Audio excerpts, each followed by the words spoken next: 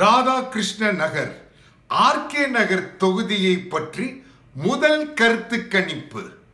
இந்த தொகுதியில் இப்பொழுது இருக்கிற வாக்காளர்கள் 2,62,200 பேர். 2,62,000 2,55,000 இருந்துச்சு.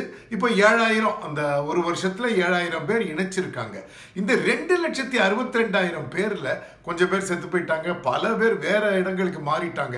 அதனால 70% அதிகபட்சம் 1,90,000 வாக்குகள் தான் பதிவாகும்.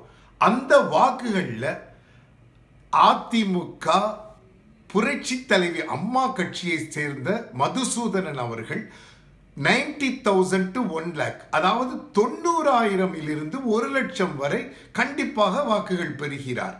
அவருக்கு அடுத்ததாக திராவிட முன்னேற்ற கழக வேட்பாளர் 50,000 இருந்து 55,000 50 to 55,000 வாங்குகிறார். மூன்றாவது இடத்தில் அதிமுக அம்மா அணியை சேர்ந்த சசிகலா அணியை சேர்ந்த டிடிவி தினகரன் 10,000 இருந்து 15,000 வாக்குகள் பெறுவார்.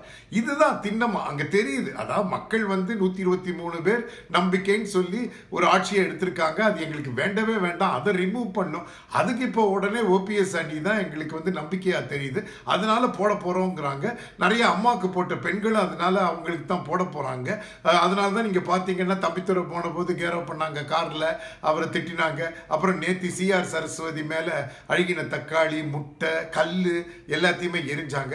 அதனால ஆர்கே நகர் தொகுதியில் 90,000 to 1 lakh 90,000 இருந்து 1,00,000 வாக்குகள் பெற்று அந்த தொகுதியை கைப்பற்ற இருப்பது அதிமுக புரட்சி தலைவி அம்மா OPS அணியை சேர்ந்த மதுசூதனன் அவர்களே.